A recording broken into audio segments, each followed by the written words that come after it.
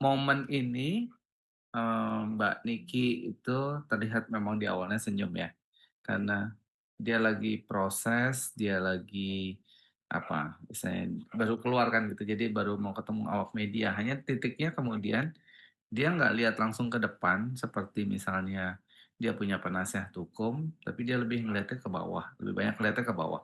Uh, so this level of confidence-nya dia berusaha untuk bangkitkan gitu ya. Dia coba bangun gitu istilahnya. Sehingga dia tidak berani menatap langsung awak media. Lepas dari kemudian memang ada tangga turun, tapi beda sama belakangnya penasihat hukumnya itu yang udah berani ngelihat ke apa, ke orang-orang sekitarnya. Itu gambarannya, Mbak. Hmm.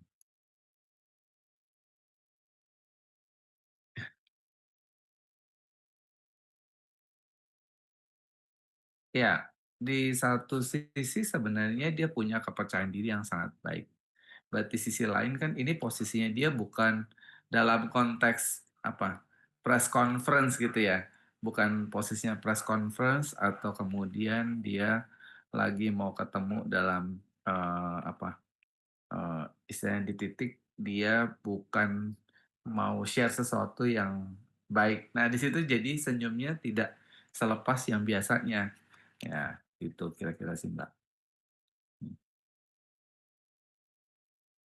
Hmm.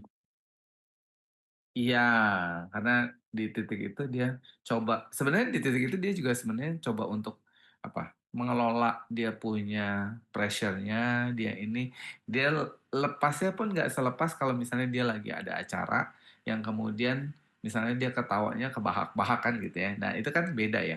Dan kalau dia lagi pakai baju tahanan otomatis ada sesuatu yang jadi burden-nya dia dan jadi bebannya dia. Nah, itu yang membuat dia jadi sebenarnya pun kalaupun senyum tapi senyumnya bukan senyum yang lepas gitu. Seperti halnya yang saat ini gitu ya. Hmm.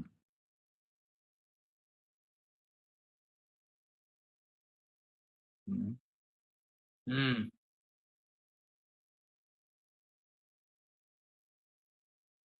Satu sisi Mbak Nikita itu orangnya dengan awak media itu kalau buat dia itu bagian dari kehidupannya dia. Jadi dia pasti menghargai teman-teman awak media gitu kan ya.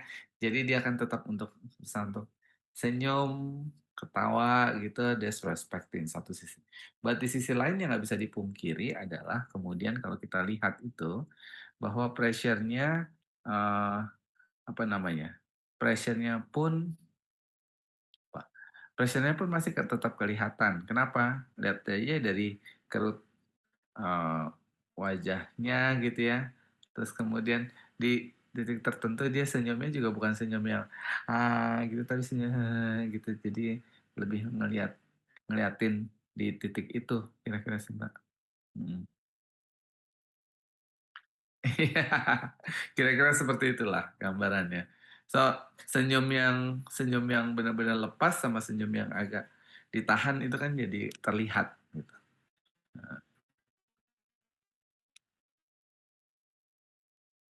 Ya. Hmm. Hmm.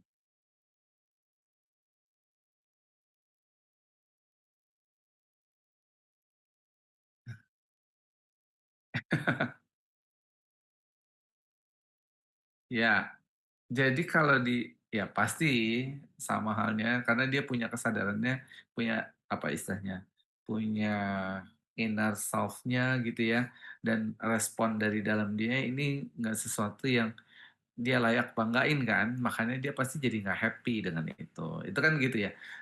Plus lagi eh, dia lihat kan situasinya udah bukan situasi yang orang pakai baju biasa gitu, karena kemudian secara subconscious, secara bawah sadarnya dia udah ada pasti ada burdennya, ada tekanannya lagi, plus lagi nanti labelnya seperti apa. Walaupun di sisi lain dia pernah punya pengalaman sebelumnya, tapi rasa-rasanya ini situasi yang buat dia juga sudah bukan yang kali pertama gitu ya. Jadi buat dia pasti ada challenge atau ada istilahnya beban-beban berikutnya yang dia bisa bayangkan dan rasakan. Gambarannya gitu, Mbak.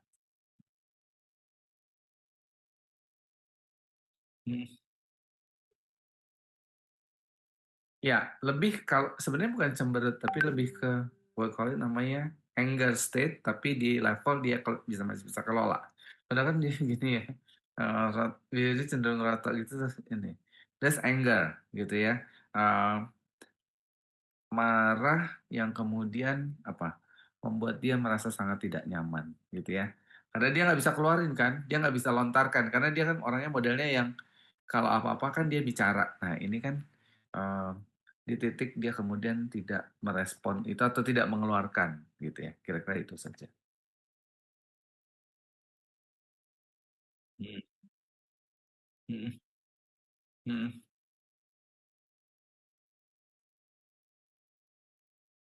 hmm.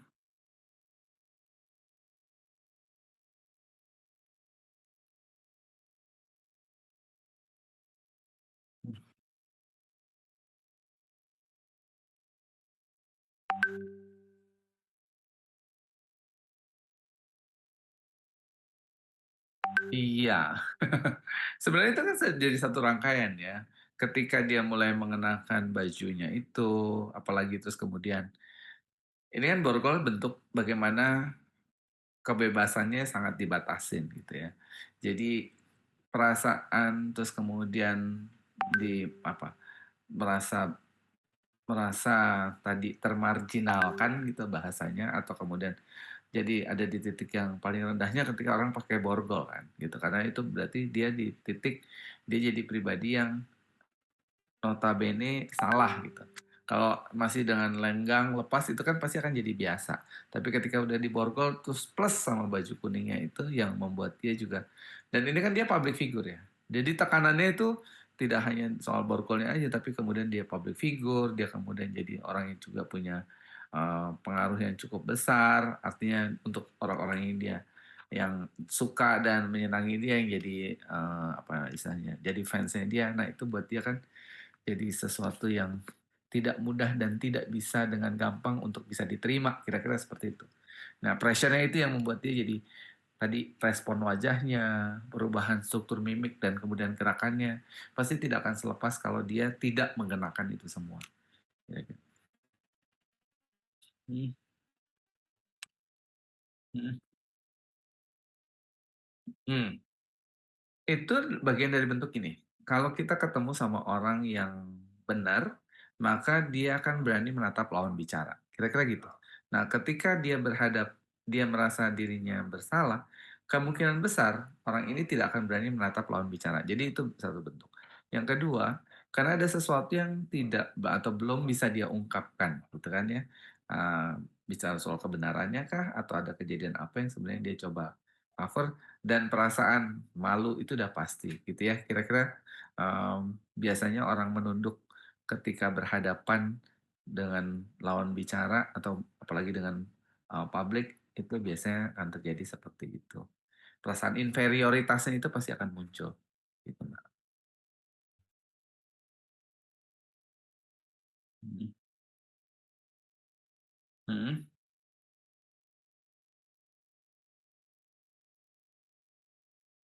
Ya, ya.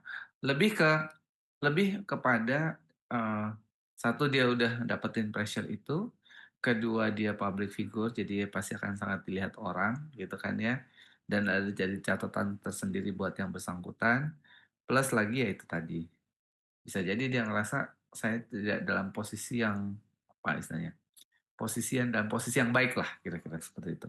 Jadi dia posisinya sedang tidak baik, maka itu yang membuat dia jadi menunduk besar-besarnya gitu.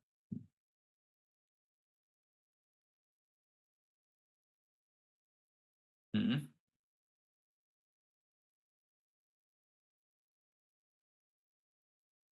Ya. Mhm, mhm. Kalau hanya outer kan belum dia kenakan, jadi hanya apa istilahnya, apalagi kemudian yang tanpa baju tahanan, pasti akan beda sequence atau beda pressure-nya ya, walaupun itu sebenarnya hanya baju, untuk seorang Mbak Nikita itu sesuatu yang matters gitu. Jadi pasti akan terjadi tadi seperti yang tadi saya sampaikan, perubahannya pasti akan jadi sangat signifikan gitu ya. Karena di sisi lain dia juga punya nurani, dia punya keluarga, dia punya orang dekat, kerabat-kerabat dekat yang buat dia itu sesuatu yang penting gitu kan ya. Nama baik itu kan jadi sesuatu yang penting, apalagi dengan situasi yang kayak gini, eh, membuat dia sangat merasa tidak cukup nyaman untuk menjalani prosesnya. Gitu, Mbak.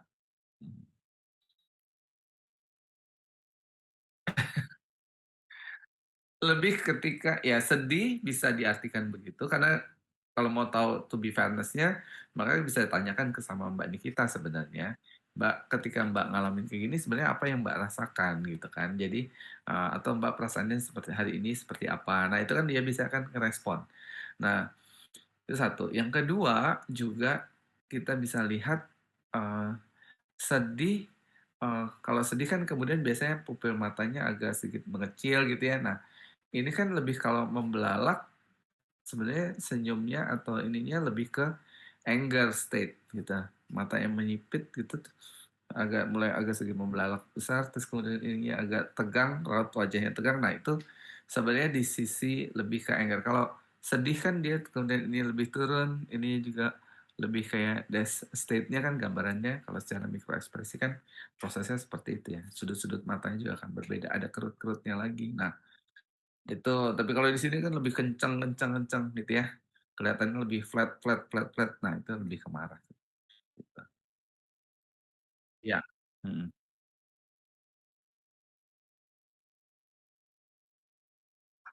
Iya, iya, iya. Em, ya itu yang mesti digali lebih lanjut dari Mbak Niki ya. Kira-kira. Oke.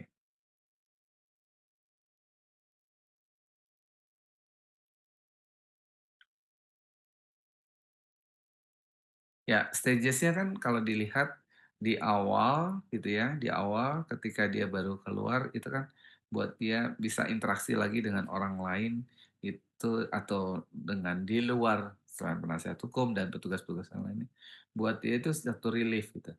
Satu gitu kan jadi agak ah, relax, berusaha untuk relax dan dia tetap jaga karena dia diharapkan tidak memberikan komentar apapun gitu ya terkait dengan proses-prosesnya karena dia pasti juga sudah dapatkan pesan dari penasihat hukumnya untuk tidak berkomentar apapun karena apapun yang dikomentarin itu pasti akan bisa berdampak terhadap proses lanjutannya. Itu yang pertama. Di stage yang kedua ketika dia kemudian menggunakan baju itu dan kemudian digunakan borgol itu pasti juga punya dampak apalagi bisa jadi saat itu bisa sudah ada status tertentu yang harus dia sandang.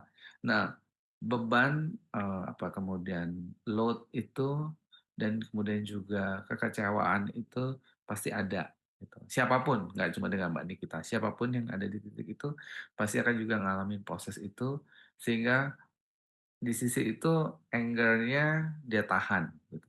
Dia tahan sehingga kan dia tidak mengungkapkan atau tidak mengucapkan sesuatu.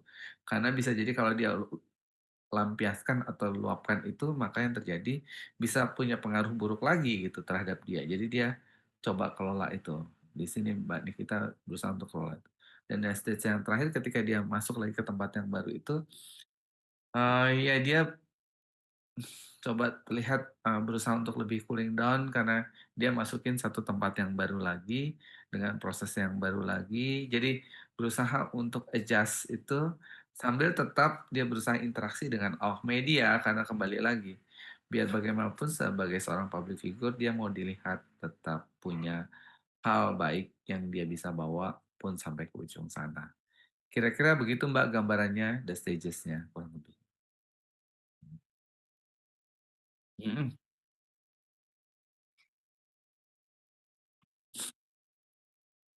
Ya.